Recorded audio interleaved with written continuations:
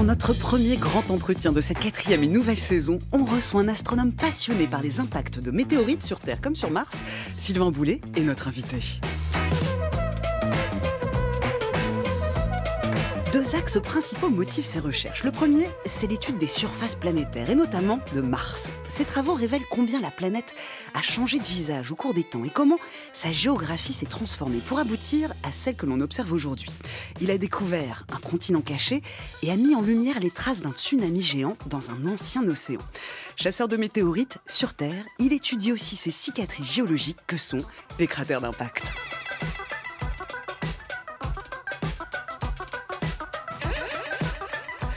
Sylvain Boulet, Mister Météore.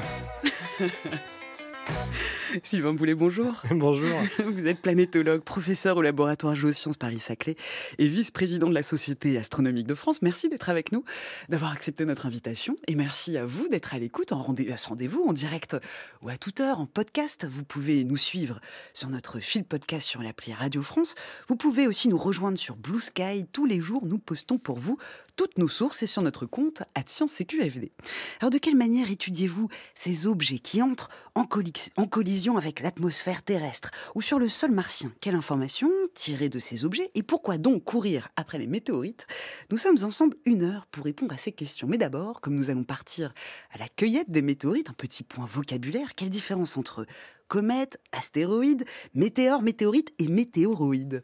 Alors en fait, dans l'espace, il va y avoir des corps qu'on appelle les astéroïdes pour des corps rocheux ou des comètes qui vont être des mélanges de roches, de glace et de grands vides. Donc ça, c'est les corps qui tournent autour du Soleil et c'est vraiment les corps célestes. Quand un morceau d'astéroïde est plus petit, on va parler de météoroïde. Donc un météoroïde, c'est un petit astéroïde. Et puis quand le météoroïde rentre dans l'atmosphère, il va créer un phénomène lumineux, une grosse étoile filante, qu'on va appeler un météore. Et quand l'objet, on le retrouve au sol, sous forme de roche, on appelle ça à ce moment-là une météorite. Météorite, on va donc partir, comme je le disais, à la cueillette. On était, il y a encore pas si longtemps que ça, dans la saison des étoiles filantes. Il y a plusieurs phénomènes qui donnent lieu justement à ces pluies d'étoiles filantes. Oui, alors en fait, les pluies d'étoiles filantes, en fait, il y a plusieurs raisons de voir des grosses étoiles filantes. Il y a les essaims météoritiques, comme c'est le cas au mois d'août, ou alors à ce moment-là, c'est la Terre qui traverse un nuage de poussière laissé par une comète, ou alors, on peut avoir des gros bolides, souvent très lumineux, et souvent, là, c'est un petit astéroïde qui rentre dans l'atmosphère, et c'est à ce moment-là qu'on pourrait trouver une météorite. Pour le moment, en fait, on ne trouve pas de météorites, de grosses météorites issues des comètes, donc les météorites qu'on trouve sont issues quand même des astéroïdes. Pourquoi on ne trouve pas de comètes sur notre surface terrestre? En fait, le matériel cométaire, si vous aviez la possibilité d'aller vous promener à la surface de la comète, c'est du matériel très fragile, donc vous pouvez avoir des blocs, mais quand vous rentrez à pleine vitesse dans l'atmosphère, en fait, le bloc se désintègre complètement, c'est du matériel très fragile, et donc on n'a jamais un gros morceau qui arrive au sol. Par contre, des poussières cométaires, on peut en trouver sur la Lune. Oui, alors des petits blocs cométaires, effectivement, comme la Lune n'a pas d'atmosphère, on peut avoir des objets de plusieurs centimètres, voire dizaines de centimètres, qui arrivent à pleine vitesse à la surface de la Lune. Et au moment de l'impact, en fait, évidemment, ça arrive à plusieurs dizaines de kilomètres par seconde. Donc le choc va être terrible. On va à ce moment-là éjecter un nuage de poussière, de gouttelettes fondues, et ça va créer une petite lumière qu'on appelle un flash lunaire. Ça veut dire que depuis la Terre, on arrive à détecter les impacts à la surface de la Lune. Et ça, c'est fascinant parce qu'on peut l'observer avec un télescope amateur, avec un télescope de 20-30 cm, une petite caméra. On peut détecter en direct les impacts à la surface de la Lune. Ces flashs lunaires, vous les avez aussi observés en 2013. Vous avez participé, Sylvain Boulet, à la détection des premiers flashs d'impact lunaire depuis un observatoire au Maroc. Il faut dire que ce phénomène, les astronomes ont toujours observé ces flashs, mais on a mis du temps pour les comprendre. Oui, en fait, c'est fascinant, en fait, ces petites lumières, parce que ça fait plus de 5 siècles que tous les grands astronomes, Kepler, Huygens et co, qui observaient des petits nuages à la surface des petites lumières à la surface de la Lune, et on interprétait ça plutôt comme des nuages, des éruptions volcaniques, des aurores boréales. Et en fait, on ne comprenait pas ce que c'était. Et en fait, on a vraiment compris ce que c'était la nuit du 17 au 18 novembre 1999, quand une équipe, en fait 3 équipes, américaines, espagnoles et japonaises, ont observé la Lune, cette fameuse nuit des Léonides. Vous savez, en novembre, on peut observer les étoiles filantes des Léonides qui peuvent amener plusieurs centaines d'étoiles filantes à l'heure sur Terre. Cette même nuit, là, ils ont observé une vingtaine forme de flash lunaire. Et donc, plus aucun doute, effectivement, ces flashs étaient liés à des impacts de bouts de comète. C'est Léonide, on les retrouve dans notre archive du jour et on poursuit avec cette petite histoire des météorites. Les météores et météorites sont connus depuis l'Antiquité. Les essaims d'Avril, les Lyrides, véritables pluies de météores, sont connus depuis au moins 2500 ans. L'une des plus anciennes météorites connues tomba en Phrygie en Asie mineure et fut adorée pendant plusieurs générations sous le nom de Cybèle, mère des dieux. Dans les temps modernes, on peut citer la chute d'un météorite à Ensisheim en Alsace le 10 novembre 1492. On la vit frapper le sol. Elle fut déterrée encore chaude à 5 pieds de profondeur, puis suspendue à l'intérieur de l'église par des chaînes. On distingue actuellement entre les météorites qui arrivent jusqu'au sol et les météores, météorites évanescentes qui disparaissent dans l'air avant d'arriver au sol. Une fantastique averse de météores tombe sur la Terre. En dehors des grands essaims, il en tombe chaque jour des milliards. Et, en 1833 et 1866, Léonide, 1863 à 1885, Biélide, 1933 à 1946, Giacobinide, ils tombaient comme flocons de neige. Leur caractère astronomique n'a été définitivement admis qu'en 1833, après le grand essaim des Léonides. Cependant, dès 1798, on savait qu'il s'agissait de particules pénétrant dans l'atmosphère terrestre à une vitesse de plusieurs dizaines de kilomètres par seconde. Dans les essaims, par effet de perspective, les météores qui ont dans l'espace des trajets parallèles semblent provenir d'un même point du ciel, le radiant de l'essaim de météores. Voilà un extrait de l'heure de culture française diffusée sur la RDF en 1951. Votre réaction à l'écoute de cette archive, Sylvain Boulet, pour continuer cette histoire des météores? Le fait qu'on sache finalement que les météores, ce que sont les météores, que depuis 1833, en fait, il n'y a pas si longtemps que ça. Imaginez-vous quand même tous les humains qui vivaient avant 1833, qui passaient les nuits à voir des flocons de neige tomber et sans savoir ce que c'était. Moi, je trouve ça fascinant. Tous ces phénomènes astronomiques où finalement, on a vécu une grande période de temps sans savoir ce que c'était. Ça peut être effrayant, effectivement, et souvent, les essaims d'étoiles filantes sont associés à des mauvais présages et dans certains cas, quand même aussi, ça peut être de bons présages. Et donc, voilà, il faut continuer. On dit souvent qu'il faut faire des vœux, hein, évidemment. Donc, voilà, n'hésitez pas à en faire, ça coûte rien. Mais c'est vrai que, voilà, je trouve ça fascinant, cette façon, finalement, ce moment assez tardif de comprendre ce qu'étaient vraiment les météores. Ces météores et ces météorites, chaque année, la Terre reçoit environ 50 000 tonnes de matière extraterrestre, mais seule une infime partie arrive à la surface. Oui, heureusement pour nous, hein, 50 000 tonnes, plus ou moins 20-30 000 tonnes. Hein, mais c'est vrai que, heureusement pour nous, on a cette atmosphère qui nous protège. Sans cette atmosphère, eh bien, voilà, on aurait des dizaines de milliers de tonnes qui arriveraient à la surface. C'est ce qui se passe sur la Lune. C'est-à-dire que sur la Lune, eh bien, c'est un bombardement permanent, ce qu'on appelle le micro-bombardement. C'est-à-dire que depuis 4 milliards d'années, eh bien, on resurface en permanence la surface de la Lune. Et heureusement pour nous, on a cette atmosphère qui nous protège. Ça fait des belles étoiles filantes. Et sur les quelques dizaines de milliers de tonnes qui rentrent dans l'atmosphère terrestre, on a peut-être quelques tonnes qui arrivent au sol et qu'on retrouve sous forme de météorites. Voilà, c'est pour ça que sur la Lune, on voit des cratères de toute taille. Ça va du cratère millimétrique au cratère de plusieurs milliers de kilomètres. C'est ça, exactement. Sur la Lune, en fait, on a notamment cette couche qu'on appelle le régolithe. Vous savez, le régolithe, c'est cette couche de poussière qui recouvre toute la surface de la Lune de 5 à 15 mètres d'épaisseur. Eh bien, ce régolithe, c'est cette couche qui s'est formée pendant 4 milliards d'années, qui est liée justement au bombardement permanent qui a détruit les roches de surface et qui a créé cette poussière. Et sur la Terre, on n'a pas ça parce que tout simplement, on est protégé. Et en fait, ce qu'il ne faut pas oublier aussi, c'est que sur Terre, en fait, on voit très peu les impacts anciens à la surface de la Lune. Quand vous regardez la Lune, la majorité des impacts que vous voyez se sont formés il y a plus de 3 milliards d'années. Sur Terre, tous les impacts qui se sont formés il y a 3 milliards d'années, eh bien, ont disparu. Pourquoi ? Parce qu'il y a cette fameuse tectonique des plaques qui renouvelle sans cesse la surface de la Terre. Et donc, on a un peu perdu l'histoire de la Terre. Donc, pour retrouver finalement l'histoire ancienne de la Terre, il faut regarder la Lune ou la planète Mars. Et on va voir qu'on a mis un peu de temps là encore à comprendre que c'était des impacts d'astéroïdes. Mais toujours par rapport à ces astéroïdes, on recense à peu près 700 000 astéroïdes. La plupart sont situés dans la ceinture principale entre Mars et Jupiter. Et puis, il y a les astéroïdes géocroiseurs, c'est ceux qu'on surveille le plus, qui nous préoccupent. Mais on a quand même du mal à cartographier l'ensemble des astéroïdes et à comprendre véritablement le risque de collision. En fait, aujourd'hui, on arrive véritablement à bien suivre les gros astéroïdes, c'est-à-dire les astéroïdes de plus d'1 km de diamètre. Ceux-là, on les connaît à peu près tous, ceux qui frôlent la Terre ou pas, on les a identifiés. Ce qui pose le plus de problèmes, ça va être les objets de quelques dizaines de mètres, voire la centaine de mètres. Et là, effectivement, on arrive à en détecter, mais finalement, une toute petite proportion. Donc, il peut arriver, hein, on l'a vu pour Tcheliabinsk en 2013, quand effectivement ce bolide de 20 mètres, cet astéroïde de 20 mètres est rentré dans l'atmosphère, eh bien, personne ne l'avait vu venir, celui-là. Alors que le même jour, hein, il y avait un astéroïde qui s'appelait 2012 DA14, donc le même jour, il y a un astéroïde qui passait à 30 000 km de la Terre, et il y a eu l'astéroïde de Tcheliabinsk. Donc, en fait, sans cesse, hein, voilà, l'environnement terrestre n'est pas de tout repos. On peut régulièrement avoir des astéroïdes qui passent pas loin de la Terre sans les voir. Donc, bon, ça fait un peu peur, mais il faut se rassurer quand même. Les grosses collisions sont quand même relativement rares. Tcheliabinsk, en effet, on a des vidéos amateurs où on voit, c'est quand même un petit corps de 18 mètres de diamètre, mais c'est très impressionnant comme image. On voit de flashs lumineux dans le ciel. Oui, quand même, hein, c'est un gros autobus. Hein, donc, voilà, ça rentre à une vitesse, là, c'était 18 km par seconde. Donc extrêmement vite.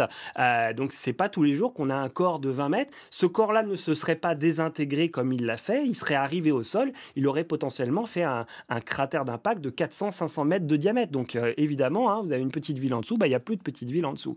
Donc, heureusement, cet objet s'est fragmenté en des milliers de morceaux et ça a provoqué notamment cette fameuse onde de choc. Cette onde de choc qui s'est propagée et qui a brisé des milliers de fenêtres et qui a provoqué quand même pas mal de blessés. Donc, si un conseil, hein, pour tous les auditeurs, si un jour vous voyez une grosse boule dans le ciel, eh ben, n'allez pas derrière votre fenêtre parce qu'évidemment l'onde de choc va mettre 1 minute 30 à vous parvenir et donc voilà, vous êtes derrière tranquillement et là vous allez prendre des éclats de verre. Donc si vous observez un gros bolide, vous sortez, vous observez le phénomène mais bien tranquille dehors.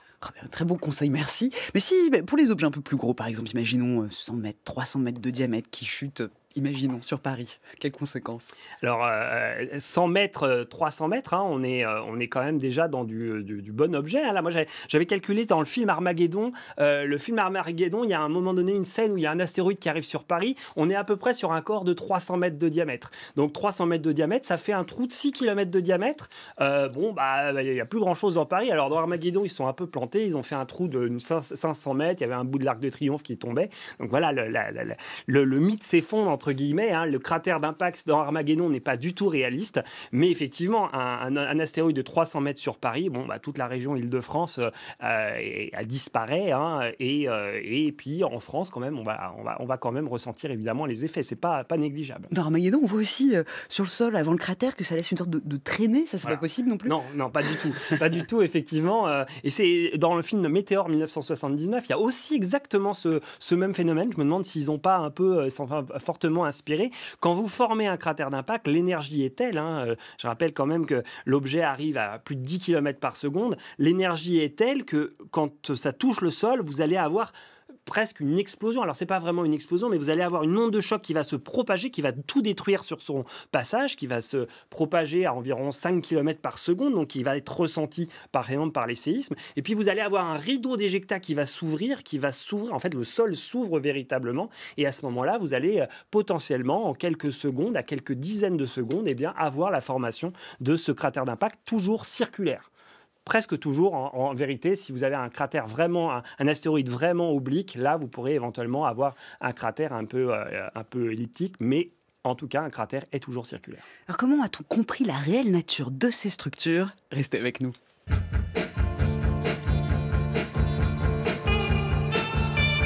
France Culture.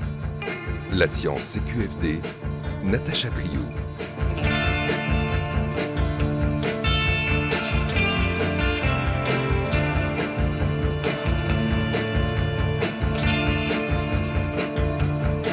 En direct sur France Culture, nous avons la chance de nous entretenir 1 heure avec Sylvain Boulet et nous sommes avec lui sur la piste des météorites.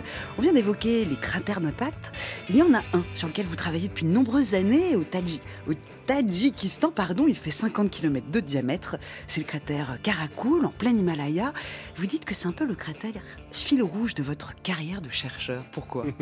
Parce que, en fait, par hasard, je suis arrivé un peu au Tadjikistan par hasard pendant ma thèse, et on en fait, j'allais donner des cours à l'Académie des sciences de Douchambé, d'astronomie, d'imagerie. Et donc, et à ce moment-là, j'ai décidé d'aller faire un tour avec 2 amis dans le Pamir, en fait, dans l'Himalaya, à 4000 mètres d'altitude. Et j'avais vu cette structure un peu bizarre. J'avais fait un peu de bibliographie.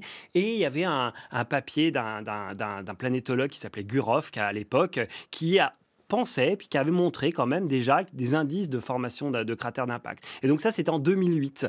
Et donc en 2011, j'ai motivé d'autres collègues pour y retourner. Là, on a pensé découvrir des choses qui finalement n'étaient pas totalement convaincantes. Et donc on s'est dit, il fallait y retourner. Donc on y est retourné en 2016. Donc on a bien avancé sur la cartographie de ce cratère. Ce cratère, il est incroyable. Alors, c'est le plus bel endroit sur Terre, hein. Vous êtes à 4000 mètres d'altitude. Vous êtes entouré de montagnes enneigées à 6000 mètres d'altitude. Et vous êtes dans un bassin de 50 km avec des eaux bleues turquoises, des petites îles. C'est un endroit vraiment magique à la frontière entre la Chine et le Kyrgyzstan. C'est incroyable. Vraiment, c'est une de mes plus belles missions. Et donc, on a même amené un bateau pour naviguer sur ce lac, hein, au centre du cratère. Et on y travaille, mais on n'arrive pas totalement à avoir toutes les réponses. On est à peu près sûr que c'est un cratère d'impact, même s'il nous manque encore quelques éléments. On a des doutes sur la taille du cratère d'impact et surtout, on n'arrive pas totalement à trouver les indices, les roches en fait qui montrent que c'est un cratère d'impact. Donc voilà, il va falloir y retourner et notamment essayer de trouver des roches fondues pour pouvoir dater ce cratère. On pense qu'il est assez récent, hein, on pense qu'il s'est formé il y a environ 10 millions d'années. Donc c'est un cratère de 50 km, 10 millions d'années, c'est certainement l'un des derniers gros impacts à la surface de la Terre qui s'est formé quand même dans une chaîne de montagnes et ça c'est unique sur Terre. Oui, parce que pendant longtemps, on a cru que ces cratères d'impact, c'était des anciennes traces de volcanisme, comme pour la surface lunaire. Alors comment a-t-on fait le lien entre météorites et cratères ? Ouais, je trouve ça fascinant. Quand on reprend tous les écrits du 19e siècle, la fin du 19e siècle, notamment Camille Flammarion, qui raconte que tous les cratères à la surface de la Lune, c'est bien du volcanisme, en fait. Et donc, on n'imaginait pas, en fait, qu'il puisse y avoir des milliers d'objets qui rentre en collision avec la Terre ou la Lune. C'était impensable parce qu'à l'époque, fin 19e siècle, on ne connaissait pas les astéroïdes géocroiseurs. Et donc, on était là en disant que voilà, le volcanisme était généralisé à la surface de la Lune.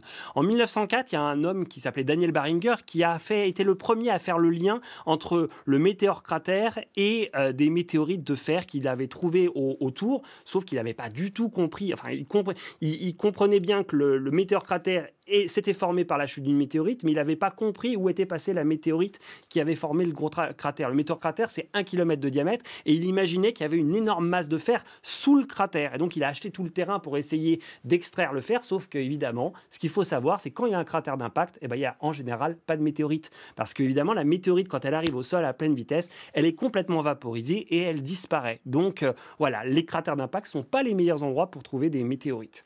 Et donc, voilà. Et donc, l'aventure a continué. Il y a eu quelques structures au XXe siècle qui ont été un peu identifiées. En fait, il faut attendre vraiment les années 60, avec notamment Eugene Shoemaker, qui trouve non seulement des indices de transformation minéralogique dans les roches de météores-cratères, où il montre qu'à ce moment-là, il faut un impact, énormément d'énergie pour modifier les roches lorsqu'on forme un cratère d'impact. Et puis sa femme aussi, qui participait à la découverte des astéroïdes géocroiseurs. Et c'est à partir des années 60 qu'on a découvert par centaines des astéroïdes géocroiseurs. Et là, on a commencé à comprendre véritablement ce que qu'était l'impactisme. Mais c'est une science vraiment récente, hein. Il y a 50 ans encore, on savait à peine ce que c'était un cratère d'impact. C'est ça, c'est fou de se rendre compte à quel point c'est récent. Et on entend bien dans cette histoire-là aussi l'importance de l'étude de l'analyse des roches. Et vous nous avez apporté 3 roches, 3 échantillons.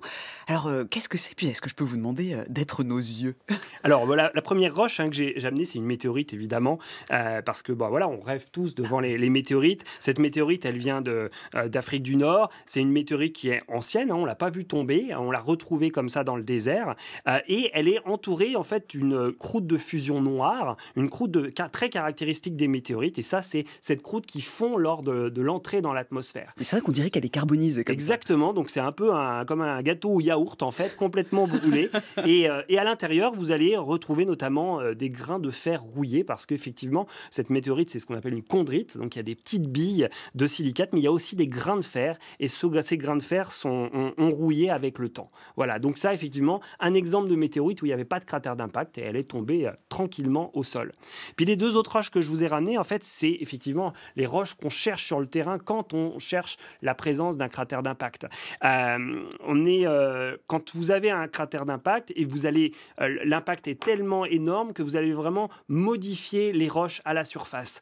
Il faut savoir que la pression et la température va monter considérablement. On va arriver à des pressions de 100 gigapascales. C'est quasiment la pression qu'on a à 2000 km de profondeur. Et donc, vous allez non seulement écrabouiller, complètement concasser les roches de la surface terrestre. Toutes ces roches vont être éjectées, puis elles vont retomber. Et donc, on va avoir un mélange de roches, de gros grains, de petits grains. Et ça va former ce qu'on appelle une brèche d'impact. Et donc, j'en ai ramené une brèche d'impact qui vient de Rochechouart. Là, on dirait comme ça, venait un peu du marbre. Alors ouais, c'est une roche qu'on a polie dans mon laboratoire à Géops. Là, en fait, on a coupé la brèche d'impact, on l'a polie et vous voyez des gros grains de quelques centimètres de diamètre. Et ça, c'est des morceaux de la roche originelle qui a été complètement cassée et qui s'est reformée, reconstituée avec d'autres morceaux.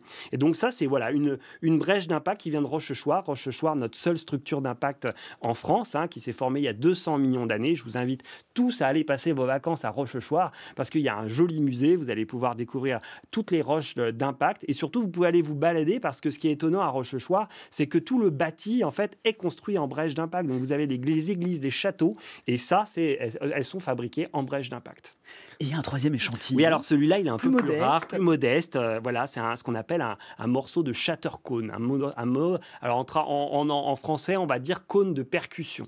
Si vous regardez à la surface, vous allez voir des dizaines de petits cônes qui se superposent un peu de manière fractale. Et si vous cassez le caillou, vous allez retrouver encore ces petits cônes. Et ces petits cônes, en fait, ce sont des micro-fractures qui se forment au moment de l'impact. La pression est telle que vous allez avoir en fait une onde qui va se propager de manière coniquement et qui va créer ces petits cônes. Et ça, c'est incroyable parce que quand vous trouvez des shattercones, vous êtes sûr que vous avez un cratère d'impact. Donc, si vous avez des shattercones dans votre jardin, vous m'appelez directement.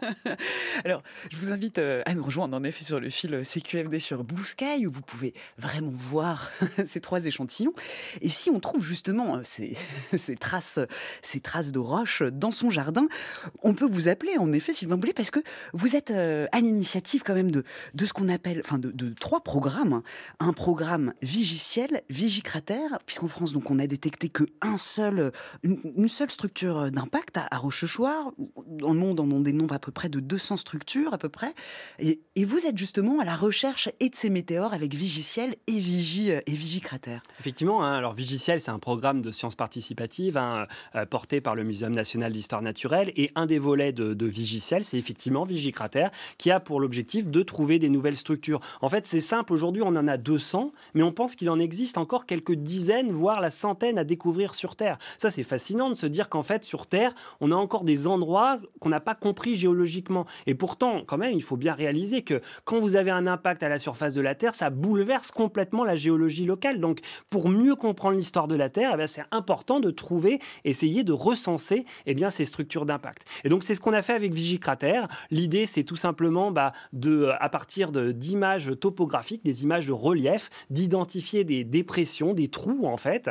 Et tous ces trous, on les a fait, on avait 200 000 images qu'on fait analyser par le grand public. Alors en ce moment, on est à la fin d'une phase test. On espère pouvoir un petit peu renouveler notre site pour pouvoir justement analyser toute la Terre. Aujourd'hui, on a analysé à peu près 15% de la surface terrestre. Et on a eu un étudiant qui a travaillé avant juin sur les résultats. Et donc, on a identifié environ 8 structures qui pourraient éventuellement être des cratères d'impact un peu partout sur Terre. Donc, la seule solution, finalement, c'est soit d'aller demander aux collègues d'aller casser un petit bout de caillou et d'essayer d'aller étudier un peu les roches, ou alors de se rendre sur place, évidemment.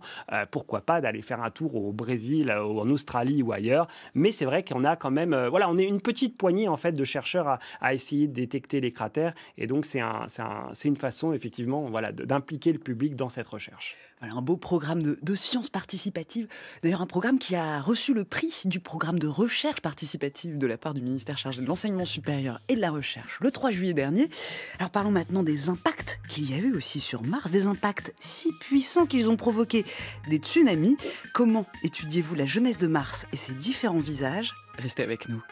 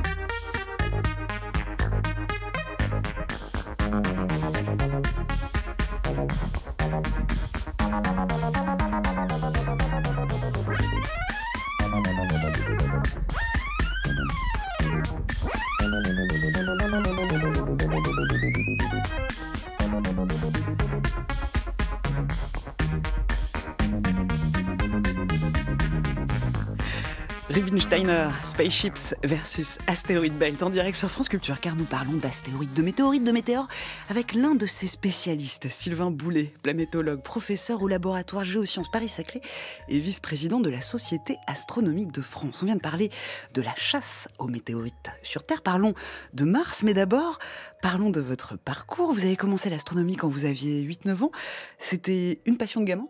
Ouais, j'ai été pris tout de suite. Alors, vous savez qu'en France, on a la chance d'avoir des clubs d'astronomie, on a la chance d'avoir la Nuit des étoiles. Et c'est vrai qu'à 8 ans, voilà, j'ai croisé un télescope et je m'y suis mis très rapidement dans ma petite ville d'Ozoir-la-Ferrière. Et ma chance, c'est que j'ai eu un club d'astronomie qui s'appelle l'Uranoscope de l'Île-de-France à Gretz-Sarmainvilliers, berceau de l'aviation.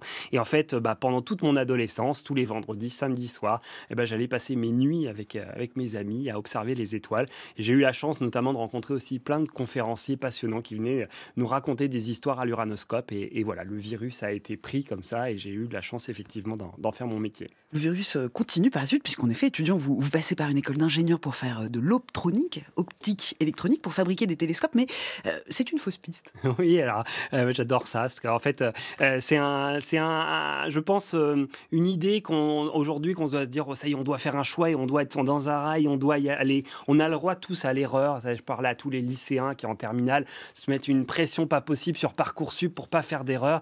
Et on a le droit de choisir et puis un an plus tard de se dire, non, pas du tout, je vais revenir. Et ça a été mon cas. Effectivement, je voulais fabriquer des télescopes. Et puis un mercredi après-midi, je m'en rappelle, du mois de mai, j'en avais marre des TP d'optique. Et du coup, j'ai dit, j'arrête l'école. Je suis allé m'inscrire en agence d'intérim. Et le lendemain, je travaillais chez Castorama. Et donc, voilà. Et en fait, j'ai mis quelques mois pour me savoir véritablement vers quoi je voulais revenir. Et j'ai eu la chance, en fait, au début de ma deuxième année, de partir au Chili pendant un mois grâce à un ami, Alain Maury, et puis toute une équipe de l'Institut d'astrophysique de Paris qui m'ont fait confiance. Ils m'ont envoyé sur un télescope à la Silla. Et là, j'ai rencontré plein de monde et ça m'a aidé dans l'orientation. Et l'année suivante, je suis reparti en sciences de la Terre. Je voulais plus observer le très lointain. J'avais besoin de concret, de cailloux à toucher. Et donc, je me suis dit que j'allais faire de la géologie et de la géologie planétaire. Et c'est comme ça qu'a commencé ma rencontre avec les sciences de la Terre à Orsay. En fait, voilà, j'ai une grande histoire avec Orsay et je trouve ça évidemment fascinant aujourd'hui de pouvoir continuer et transmettre à nos étudiants en fait à l'université. Voilà, les sciences de la Terre, c'est un domaine très, très vaste et qui mélange physique, chimie et c'est vrai que cette rencontre, c'est ça qui me doit, enfin voilà, mon parcours et la rencontre avec les astronomes, ces rencontres pluridisciplinaires, c'était génial. C'est pour ça, c'est pour ce besoin de concret que vous avez choisi la planétologie plutôt que l'astrophysique. Oui, en fait, c'est vrai que j'avais besoin de comprendre. Je pense que je suis plutôt naturaliste et d'avoir besoin de choses concrètes. C'est vrai que je me suis toujours intéressé à la géologie de la Terre et essayer à partir de notre savoir de géologue, de comprendre l'histoire géologique des autres planètes. Je trouvais ça fascinant et c'était un mélange. Après ma thèse, en fait, après je suis rentré à l'Observatoire de Paris, j'ai rencontré des astronomes. Donc en fait, les limites, on met souvent des frontières, mais en fait, il faut garder à l'esprit que voilà, quand on est intéressé, on peut mélanger toutes les sciences. Et moi, c'est vraiment quelque chose qui me fascine de mélanger les spécialistes de différentes disciplines pour essayer de sortir quelque chose de nouveau. Et j'essaye effectivement de faire ça dans ma recherche. En tout cas, votre recherche, elle commence avec ce travail de thèse en 2009. J'aime beaucoup les thèses. Vous travaillez à l'Université Paris-Saclay sur les vallées fluviales martiennes. À ce moment-là, vous essayez de reconstituer justement l'histoire de l'hydrologie martienne. Il faut tout de suite dire, vous travaillez sur une époque où Mars ne ressemble pas du tout à celle qu'on connaît aujourd'hui. Enfin, le visage de Mars que vous étudiez dans cette thèse n'est pas celle qu'on observe. Non, effectivement. Alors, c'est étonnant. En fait, pendant longtemps, on a pensé que Mars ressemblait à la Terre. Si on reprend les écrits ou même les audios de Camille Flammarion, Camille Flammarion est certainement un des premiers planétologues à essayer de comprendre finalement l'histoire des planètes. Il y a une bonne sonore qui est fascinante avec ce grain un peu de gramophone, vous savez, et qui raconte un petit peu l'histoire de Mars. Et c'est vrai que on pensait véritablement probablement que Mars et la Terre se ressemblaient à cette époque, qu'il y avait qu'il y avait de la vie. Et dans les années 60, quand les premières missions spatiales sont arrivées, on s'est rendu compte que c'était un vrai désert, qu'il n'y avait rien à la surface de Mars et encore moins d'eau liquide et de vie. Mais par contre, très vite, on s'est rendu compte qu'il y avait des formes anciennes de rivières, des lits asséchés de rivières, de lacs. Et donc, avec différentes méthodes, notamment de datation par les comptages de cratères d'impact, on s'est rendu compte que ces rivières, eh bien, s'étaient formées il y a plus de 3 milliards d'années à la surface de Mars. Et c'est ainsi qu'a commencé cette période d'exploration martienne incroyable, d'essayer de trouver, de comprendre l'environnement martien et l'époque durant laquelle eh bien, il y avait des lacs, des océans, des rivières, et finalement une planète Mars qui ressemblait certainement assez quand même à la planète Terre primitive. Des océans, des rivières. Est-ce qu'on sait quelles ont été les conditions? Qu'est-ce qui a favorisé justement la création de cours d'eau sur Mars? En fait, que ça soit la Lune ou que ça soit Mars ou la Terre, on a eu la formation d'une atmosphère primitive, on a eu un dégazage avec certainement une atmosphère très riche en eau qui s'est condensée sous forme avec de l'eau liquide. Donc en fait, on a une histoire très parallèle au tout début de la Terre et de la planète Mars. Et après, il y a eu une divergence, c'est-à-dire qu'effectivement, Mars, à une époque, était protégé notamment par son champ magnétique. Et tout comme la Terre aujourd'hui, on n'en parle pas assez du champ magnétique, mais sans le champ magnétique, on ferait une tête différente sur Terre. Donc sur Mars, il y avait ce champ magnétique qui protégeait la planète Mars, et Mars, pour une raison qu'on ne comprend pas encore totalement, a perdu son champ magnétique et a progressivement perdu son atmosphère. Et évidemment, sans atmosphère, pas d'eau liquide. Et donc, elle a perdu toute cette capacité à avoir de l'eau des océans. Et donc, il a fallu à peu près un peu plus d'1 milliard d'années pour que Mars s'assèche. Et donc, on a toute cette période qui est longue, 1 milliard d'années, qui est incroyable, avec des archives qu'on a complètement perdues, quasiment sur Terre. En fait, entre 3 et 4 milliards d'années sur Terre, on n'a quasiment pas de roches, alors que quasiment la totalité de Mars est ancienne de 3-4 milliards d'années. Donc, on a un véritable livre ouvert sur cette période pour comprendre justement comment le climat a varié, le volcanisme, éventuellement les impacts, bref, tous les événements géologiques qui se sont déroulés dans l'histoire primitive de Mars. Et ça, c'est effectivement fascinant parce que Mars n'est pas une planète triste et il s'est passé énormément de choses. Et donc, on essaye de comprendre un peu l'évolution de la surface de Mars et tous les événements géologiques qui s'y sont passés. Vous dites on n'a quasiment pas de roches aussi anciennes sur Terre, ça c'est à cause ou grâce à la tectonique des plaques. Oui, tout à fait. Qui n'existe pas sur Mars. Exactement. Si vous prenez déjà la Terre, c'est 70% d'océans. Donc en fait, tous les océans, c'est des roches maximum âgées de 200 millions d'années. Alors ça paraît vieux comme ça, mais à l'échelle de la Terre, c'est très très jeune. Et puis quand vous regardez sur les continents, vous allez avoir quelques endroits avec des roches de 1, 2, 3 milliards d'années. On a quelques affleurements à 3,5 milliards d'années, mais ce sont de toutes petites superficies en fait sur Terre. Alors que sur Mars, on a quasiment toute la planète qui reflète cette histoire primitive. Et donc, on a envie d'étudier, de comprendre. Les terrains sont très vastes. On a envie d'envoyer des robots, évidemment, pour aller un peu caresser les roches. Et donc, on a évidemment encore beaucoup de choses à comprendre, mais on avance. Est-ce qu'on a une estimation de la durée pendant laquelle l'eau s'est maintenue à l'état liquide sur la surface martienne? Alors ça, c'est une bonne question. En fait, tout comme sur Terre, maintenant, on pense quand même que l'eau liquide est arrivée au tout début de la formation de Mars, peut-être vers 4,4 milliards, 4,3 milliards d'années, donc très tôt dans l'histoire géologique de Mars. Et on voit encore des traces d'eau, des traces d'eau, de beaucoup d'eau jusqu'à peut-être 3 milliards d'années. Et encore, en fait, après, on a quelques réseaux de rivières, etc., très localement. Donc, en tout cas, pendant plus d'1 milliard d'années, en fait, l'eau a été présente, peut-être épisodiquement. On ne comprend pas encore si c'était totalement continu ou si c'était vraiment des épisodes liés à différents événements géologiques. En tout cas, l'eau a été présente pendant longtemps à la surface de Mars. Ouais. Comment étudie-t-on la surface de Mars aujourd'hui? On poursuit avec cette archive de 1972. Des cratères, à proprement parler, et des cratères caractéristiques, il n'y en a pas beaucoup. Mais comme nous venons de dire, la Lune et Mars, car il faut citer Mars aussi, comme planète ou comme corps céleste qui a reçu un grand nombre de météorites et qui montre des cratères plus ou moins âgés. D'ailleurs, il y a des cratères lunaires très vieux, il y en a d'autres plus jeunes, qui semblent indiquer qu'il y a eu un bombardement par météorites de très grosses dimensions quelquefois, qui ont vraiment remanié profondément le sol de la Lune et de Mars. Il n'y a aucune raison de penser que la Terre n'a pas, elle aussi, été soumise à un bombardement du même genre, aux mêmes périodes, peut-être il y a longtemps, mais enfin à la même époque. Et la raison pour laquelle nous n'apercevons pas sur la Terre des cratères en grand nombre, analogues aux cratères lunaires ou martiens, c'est qu'ils ont existé, mais qu'ils ont été ensuite détruits par érosion, par l'érosion par l'eau, par l'air, et aussi par la végétation, il faut le dire, qui, d'une manière générale, remanie la surface du sol et fait disparaître beaucoup des détails, surtout quand ils ne sont pas de très grandes dimensions, comme beaucoup de ces cratères météoritiques. Cependant, il y en a qu'on voit encore très bien, comme le météore cratère en Arizona. Oui, bien entendu, il y en a un qui s'appelle c'est météore cratère. C'est un exemple. C'est un cratère météoritique typique, il n'est pas très grand et il est relativement récent, et c'est pour ça qu'il est encore en bon état et qu'on a pu l'étudier comme un petit cratère lunaire. Mais c'est un petit cratère lunaire. Mais ce n'est pas beaucoup, un cratère sur la Terre, alors qu'il y en a des milliers et des milliers sur la Lune et sur Mars. Voilà la voix du professeur Pierre Auger, physicien français, dans les grandes avenues de la science moderne sur France Culture en 1972. Sylvain Boulet, comment on détermine l'âge d'un cratère sur Mars ? Ah, c'est pas simple. Hein.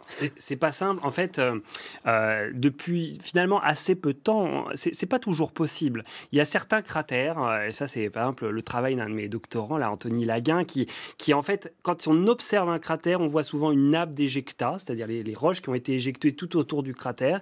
Et donc, si on compte le nombre de petits cratères qui sont superposés aux éjectats, eh bien, on peut avoir une idée de l'âge. C'est très simple, hein, c'est-à-dire que plus un terrain est cratérisé, plus il est ancien. S'il n'y a pas de cratère, ça veut dire qu'il est récent. Et donc, un cratère, des éjectats de cratères qui sont très cratérisés, ben, on sait que ce cratère est ancien. Et à l'inverse, on a des cratères extrêmement récents. Hein, et ces cratères, on les cherche d'ailleurs, les cratères extrêmement récents, parce que c'est ceux-là qui sont à l'origine notamment des météorites martiennes qu'on retrouve sur Terre. Ces météorites martiennes qu'on retrouve sur Terre comme la fameuse météorite Black Beauty. Oui, tout à fait. Alors, Black Beauty, c'est une météorite unique en son genre, hein, qui a été trouvée en 2011 en Afrique du Nord. Et en fait, cette météorite, c'est une brèche d'impact. Justement, je vous en ai montré une de Rochechouart. En fait, c'est une brèche d'impact martienne. Et à l'intérieur, il y a plein de petits morceaux qui ont été concassés du sol martien. Et donc, en fait, quand on étudie la brèche d'impact Black Beauty, eh bien, on a accès à plein de types de roches. Et c'est fascinant parce qu'en fait, quand vous observez la surface de Mars, en général, au premier ordre, vous trouvez surtout des roches volcaniques type basalte. Mais quand vous avez une brèche d'impact, vous allez concasser des roches de la profondeur et vous les remontez à la surface. Et donc, dans cette roche de Black Beauty, vous avez accès à des roches qu'on n'avait pas vues depuis l'orbite, notamment des petits morceaux de granit. Donc, ça, c'est quand même une révolution. On a des morceaux de quartz. En fait, quasiment sur Mars, on n'avait jamais observé du quartz. Alors, vous, ça paraît familier, parce que voilà, on revient de vacances, on a tous bronzé sur des grains de quartz. Et bien là-bas, sur Mars, il n'y a pas de grains de quartz normalement. Et le fait d'en trouver indique quand même des processus géologiques qui ressemblent à celui de la Terre, notamment dans la formation d'endroits qui ressemblent finalement à nos continents terrestres. Oui, puis la formation de granit, ça indique aussi qu'il y a déjà l'eau sur Mars il y a 4,4 milliards d'années. C'est ça, alors effectivement, la météorite de Black Beauty, par la découverte des quartz, là, par Virgile Malarevich, qui a fait sa thèse avec nous, avec Brigitte Zanda, et qui en avait créé Vigicel, en fait, ces grains ont été datés autour de 4,3-4,4 milliards d'années, et la présence de grains granitiques tend à montrer quand même qu'il y avait déjà de l'eau à cette époque. Déjà de l'eau, des océans même, ça fait partie des découvertes que je trouve assez fascinantes, ce que vous montrez dans deux études, l'une de 2017 dans le Journal of Geophysical Research, et une deuxième étude en 2019 dans la même revue, et vous montrez en effet ces vestiges morphologiques de tsunami sur la surface de Mars. Ah, ça, c'est une belle histoire, hein. C'est une belle histoire, et effectivement, ces recherches, on le doit notamment à François Cottard, qui a monté cette petite équipe dont je fais partie. Et en fait, on a observé, voilà, vous savez, Mars est une planète un peu coupée en deux, avec des terrains très cratérisés dans l'hémisphère sud et des terrains plus bas dans l'hémisphère nord, quasiment dénués de cratères. Et donc, on pense que effectivement, ces terrains de l'hémisphère nord étaient recouverts par un océan d'eau liquide. Et en bordure, justement, entre ces plaines de l'hémisphère nord et ces terrains de l'hémisphère sud, eh bien, François Cottard a vu des morphologies qu'on a étudiées. Et ces morphologies, c'est des espèces de coulées de boue un peu lobées. Et normalement, une coulée de boue, ça va du haut vers le bas. Et en fait, François Cottard a observé pour la première fois des coulées de boue qui remontaient les pentes. Et donc, imaginez-vous, vous êtes coulé de boue, vous rencontrez une falaise, normalement, si vous n'avez pas assez d'énergie, vous restez en bas de la falaise. Et là, en fait, la coulée de boue avait assez d'énergie pour remonter sur le plateau. Et ça, sur Terre, un phénomène qui permet les coulées de remonter sur les plateaux, il faut énormément d'énergie. Et en fait, on peut l'expliquer finalement que par le processus de tsunami. Et donc voilà, ça c'est une preuve géologique qui montre qu'il y avait un océan, qu'il y a eu un impact géant dans cet océan, et qu'il y a eu effectivement la propagation d'ondes et de coulées qui se sont formées et remonté les pentes entre l'hémisphère nord et l'hémisphère sud martien. Vous révélez des tsunamis anciens, vous révélez aussi des continents cachés. Oui, alors moi je suis fasciné par l'évolution des surfaces des planètes. En fait, souvent on se dit, bon voilà, on voit quelque chose, Mars aujourd'hui, si on peut s'arrêter à ce qu'on voit en se disant, voilà, c'est la planète Mars ressemble à ce qu'on voit aujourd'hui. Mais en fait, une planète évolue sans cesse. Par exemple, sur Mars, vous allez avoir un énorme dôme volcanique qui fait 5000 km de diamètre. Évidemment, à une époque, il n'y avait pas de dôme volcanique de Tharsis. Il y a des endroits où il y a des gigantesques bassins d'impact. Le bassin Hellas, qui fait 2500 km de diamètre. Imaginez-vous la formation d'un bassin qui fait 3 fois la France. En fait, ça modifie complètement la géographie de la planète. Ces bassins d'impact ont dû se former autour de 4,2, 4,3 milliards d'années sur Mars. Et en fait, la géographie martienne a été complètement modifiée. Et donc, on s'est amusé avec des collègues à enlever les volcans, à enlever les bassins d'impact, et on a fait à ce moment-là ressortir une structure qu'on n'avait pas vue, et par différents jeux de données, de magnétisme, de chimie, eh bien on a montré que cette structure finalement avait toutes les caractéristiques d'un continent terrestre. Alors peut-être pas les mêmes processus de formation, mais en tout cas ça montre que très tôt dans l'histoire de Mars, eh bien on avait des processus qui formaient certainement des continents, et donc tout ça évidemment c'est une nouvelle page à étudier, avec plein de belles choses à découvrir. Un continent qui fait quand même 2 fois la taille de l'Europe, mais comment les continents se forment-ils sur Mars alors qu'il n'y a pas de tectonique de plaques ? Bien ça, c'est une bonne question. Pour l'instant, on n'a pas la réponse. C'est-à-dire que même sur Terre, en fait, on pense que la tectonique des plaques est arrivée assez tardivement. On parle toujours de tectonique des plaques sur Terre, mais la tectonique des plaques est certainement arrivée plutôt il y a 3,5 milliards d'années sur Terre. Et donc certainement, pendant 500 millions d'années, 1 milliard d'années, il n'y a pas eu de tectonique des plaques. Et pourtant, il y a eu certainement des continents. Et donc, on est en train justement de chercher des nouveaux processus de formation de continents. Il y a des processus qu'on appelle la saxduction. Alors, c'est un mot un peu compliqué, de tectonique verticale qui permet des mouvements comme ça à l'intérieur de la croûte, et à former, à épaissir éventuellement les continents. Donc, c'est encore des sujets vraiment brûlants. Voilà, on ne comprend pas encore pour le moment la formation des premiers continents, et voilà, ça va nécessiter un grand travail de nombreux doctorants et de chercheurs dans les prochaines années. Et à propos de croûte et de mouvements, autre découverte que je trouve assez fabuleuse également, une parution dans Nature en 2016 où vous montrez que la surface de Mars a basculé de 20 à 25 degrés. Trop lourde, sa croûte et le manteau martien ont glissé autour de son noyau pendant son enfance. Un peu comme si la chair d'un abricot tournait autour de son noyau, c'est ça ? Ouais, alors ça, c'est fou. C'est fascinant. En fait, c'est un processus qui existe certainement sur d'autres planètes. La Terre a certainement connu de tels basculements, mais on a du mal à les reconnaître sur Terre parce qu'on perd des archives. Sur Mars, effectivement, ce basculement, on le doit notamment à la formation de ce gigantesque dôme volcanique de Tharsis dont j'ai parlé tout à l'heure, qui fait 5000 km de diamètre, 12 km d'épaisseur. Et donc, quand vous rajoutez une énorme masse comme ça à la surface, eh bien, la planète va devoir retrouver une certaine stabilité. Et pour rendre stable la planète, eh bien, la planète va basculer, va remettre le dôme de Tarsis sur l'équateur. Et tous ces changements, évidemment, vont pas se faire du jour au lendemain, va mettre quelques millions, voire dizaines de millions d'années. Et évidemment, à complètement modifier la géographie martienne. Donc, imaginez-vous, c'est comme si un énorme dôme volcanique apparaissait au Canada. Certainement, l'Islande deviendrait le pôle Nord, la France deviendrait l'Islande, l'Afrique deviendrait la France. Donc, le climat complètement serait bouleversé. Donc, voilà, on essaye de comprendre justement toutes ces modifications et l'évolution de la planète. On l'entend depuis le début de cette émission, vous avez cœur de rendre accessible l'astronomie au plus grand nombre. Mais quelle est votre méthode ? Restez à l'écoute.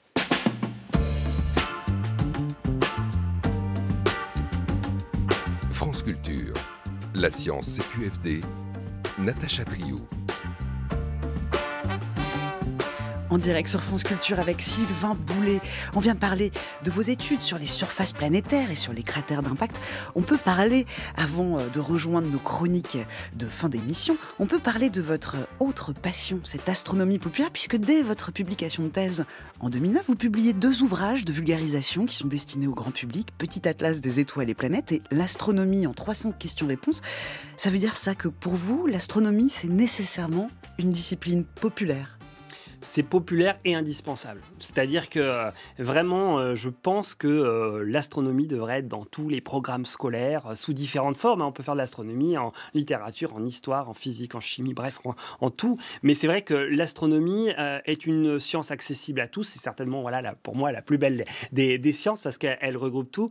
Et je pense indispensable pour comprendre là où on habite. C'est-à-dire que si on veut comprendre la planète Terre, aujourd'hui, c'est indispensable de comprendre ce qu'est notre planète, l'évolution. On parle de changement climatique. Il faut aussi comprendre finalement ce qu'est une planète, la replacer dans son cadre. Et on a besoin, tout simplement, dans le monde entier, en fait, de parler d'astronomie. On a la chance, nous, en France, d'avoir des dizaines, centaines de clubs d'astronomie qui nous permettent d'échanger. Mais dans le monde entier, en fait, la majorité, dans de nombreux pays, près de la moitié des pays, il n'y a pas de lunettes astronomiques, pas d'observatoire pour faire de l'astronomie. On a envoyé une lunette astronomique en République démocratique du Congo, certainement la première lunette en République démocratique du Congo. La personne dit tellement que c'est un privilège et en fait il se doit de partager l'astronomie avec cet instrument. En fait, on se rend pas compte à la chance qu'on a finalement aujourd'hui d'avoir accès à tout ça en France.